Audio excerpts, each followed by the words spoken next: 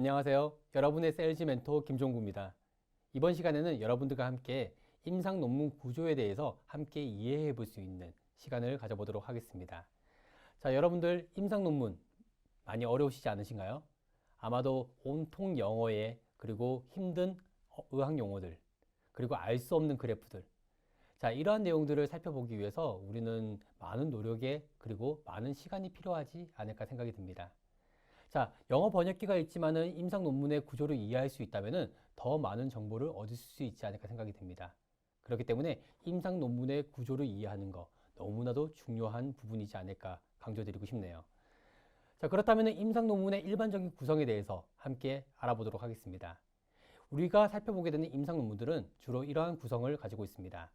요약문, 그리고 개요, 그리고 연구 방법, 연구 결과, 그리고 마지막인 고찰, 이렇게 5가지 단계로서 우리의 임상 논문들이 구성되어 있는데요. 그렇다면 먼저 요약문에 대해서 알아보도록 하겠습니다. 우리는 임상 논문을 할 때 익숙하지 않는 연구 보고서를 읽기 전에 이러한 인용을 세심하게 살펴보는 것이 매우 중요할 것입니다. 자, 인용 부분을 살펴보시게 되면은 이렇게 논문의 저자가 누구인지, 그리고 제목은 어떠한지, 그리고 게재된 학술지가 어떠한지를 살펴볼 수가 있습니다. 특히 학술지는 매우 중요합니다. 공신력이 있고 권위 있는 학술지인지 혹은 그렇지 않은 것인지에 대한 부분을 통해서 우리의 고객인 의료인들이 이러한 논문들을 받아들이는 그 강도가 달라질 수가 있지 않을까 말씀드리고 싶네요. 또한 요약 부분을 읽음으로써 우리는 논문의 검토를 시작할 수가 있을 것입니다. 요약 부분에는 굉장히 많은 정보들이 담겨져 있습니다. 특히 잘 쓰여진 요약이나 초록에는 독자에게 연구 설계가 어떻게 되어 있고 그리고 연구 결과 및 결론에 대한 정보를 충분하게 전달하고 있습니다. 자, 실제 요약문을 바라봤을 때 우리는 저자에 의해서 도출된 결과와 논문이 무엇을 말하고 있는지 신속하게 파악할 수 있는 그런 장점이 있을 것입니다.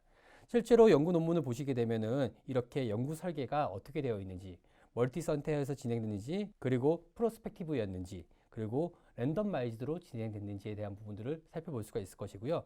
이 이외에도 여러 가지 치료 방법이 어떻게 활용됐는지, 또한 대상 환자 수는 어떻게 구성되어 있는지, 그리고 환자 초기 상태는 무엇이었고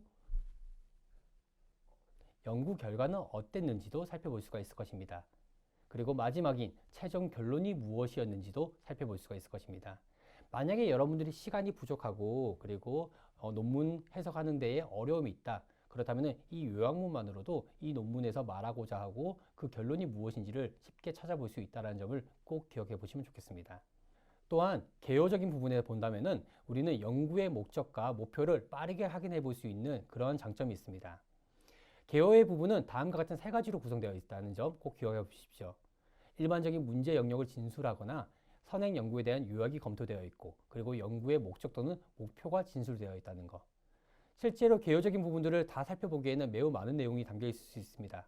하지만 이렇게 맨 마지막 부분을 살펴보신다면은 여러분들 빠르게 그 목적과 목표가 무엇인지를 살펴볼 수 있다는 점 꼭 기억해 보시면 어떨까 생각이 드네요. 자, 그리고 연구 방법 부분을 한번 살펴보도록 하겠습니다. 연구 방법 부분은 프로토콜 또는 연구 설계에 대한 내용이 담겨져 있습니다. 다른 연구자들이 논문을 읽고 이와 다른 환자의 대상으로 유사한 연구를 실시할 수 있도록 도움을 드리고 있다는 점, 그 부분을 꼭 기억해 보시면 어떨까 생각이 들고요. 우리는 이러한 연구 설계를 통해서 이러한 해답을 찾아볼 수가 있습니다. 연구 대상 환자는 누구였는지, 그리고 그 치료 방법은 무엇이었는지, 연구 결과는 어떠한 방법으로 측정하였는지, 그리고 바이어스는 어떻게 처리해야 되는지, 그런 부분들을 살펴본다면 여러분들께서 고객들과 함께 이야기를 나눌 때 많은 정보를 수집할 수가 있을 것입니다.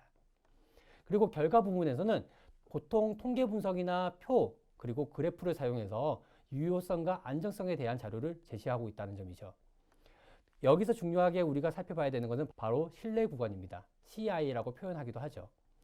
이러한 CI는 찬값의 존재를 95% 확실할 수 있다는 추정 범위 내 값을 의미한다는 것은 그것은 찬값이 구간 범위 내에 존재할 확률이 95%에 달한다는 것을 의미하는 것입니다. 자, 여기 보시는 것 같이 CI가 95%를 달성하고 있다. 이 내용을 보더라도 우리는 이 자료가 신뢰할 수 있는 자료이다 라는 부분들을 확인할 수가 있는 것이죠. 자, 또한 신뢰 구간의 범위가 좁을수록 유의성은 확실해질 수가 있습니다. 신뢰 구간이 0을 포함한다면 유의성이 없다는 것을 의미하고 통계적 의미가 없을 것입니다. 이와 반면에 레이티오 같은 경우에는 1을 포함하면 유의성이 없다는 점도 꼭 기억해 보시면 어떨까 생각이 드네요. 자, 한 예시를 들어서 NNT가 1.0이다. 그리고 95%, CI가 5에서 15이다. 이것은 NNT의 참값이 5에서 15 사이에 있음을 95% 확신한다. 라는 것으로서 해석할 수가 있다는 점을 꼭 기억해 보시면 좋겠습니다. 자, 여기에서 나오는 것들이죠. NNT가 이렇게 나와 있다. 라는 부분들을 우리가 참조해 볼 수가 있을 것입니다. 자, 또한 결과 부분에서 우리가 확인할 수 있는 것은 t-테스트나 p-밸류에 대한 그런 통계적 유의성에 대해서 살펴볼 수가 있을 것입니다. t-테스트는 집단 간의 차이가 통계적으로 유의한지를 살펴보는 것이고요. 그리고 p-밸류는 이러한 t-테스트를 통해서 얻어지는 값으로서 집단 간의 차이가 우연에 의해서 발생할 가능성이 얼마만큼 있는지에 대해서 살펴보는 것입니다. 즉, p-밸류 값이 0.05 미만이다 라는 것은 연구 집단 간의 차이가 우연에 의해서 발생할 가능성이 5% 미만이라는 점을 의미하는 것이기 때문에 매우 유의한 데이터라는 점을 우리가 살펴볼 수 있다는 것입니다. 자, 이렇게 p-밸류 값은 이렇게 그래프를 통해 가지고 우리가 확인해 볼 수 있다는 점들 꼭 기억해 보시기 바라고요. 이러한 p-밸류 값은 우리 결론에서 우리가 이렇게 다시 한 번 더 확인할 수 있다는 점도 꼭 확인해 보시면 어떨까 생각이 듭니다. 그리고 결과 부분에서 우리는 이러한 부분도 확인할 수가 있을 것입니다. 치료 효과는 어떠했는지, 그리고 사건 발생률은 어땠는지에 대한 부분을 확인할 수가 있을 것입니다. 특히 사건 발생률에서는 대조군에 대한 사건 발생률, 혹은 실험군에 대한 사건 발생률을 함께 살펴보는 것도 매우 중요한 부분이라는 것을 꼭 기억하시면 좋겠습니다. 그리고 상대적인 지표에 대한 내용도 확인할 수가 있을 것입니다. 상대 위험도가 어떻게 되고, 그리고 상대 위험도에 대한 감소율 혹은 대응 위험도가 어떻게 대한 부분들도 우리가 확인할 수가 있을 것이고요. 그 다음에 절대적인 지표는 어떠했는지도 함께 살펴볼 수 있다는 점도 결과 부분에서 우리가 얼마나 많은 정보를 얻을 수가 있는지에 대한 부분을 이해할 수 있지 않을까 생각이 듭니다. 자, 이렇게 보시는 그래프 중에서도 밑에 보시는 표를 통해서 그래프가 나타내고자 하는 변수에 대해서 우리가 확인해 볼 수가 있을 것이고요. 그 다음에 X축, 즉 가로축을 통해서 연구자에 의해서 조절되는 변수가 어떻게 되고 시간에 대한 경과에 대한 부분들도 우리가 확인할 수가 있을 것입니다.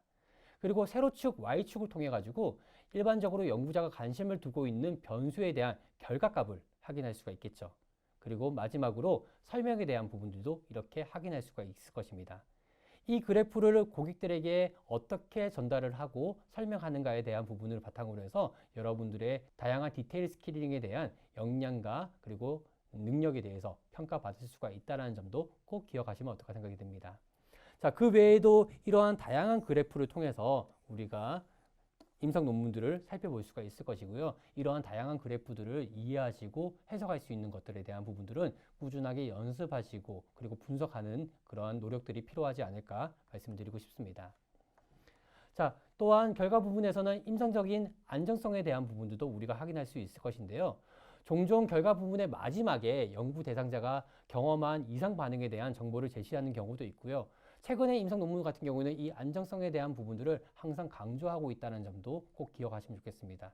특히 우리 고객들은 의약품에 대한 안정성에 대한 부분에 대해서 관심도가 매우 높기 때문에 그런 부분들을 꼭 살펴보시는 거 강조드리고 싶습니다.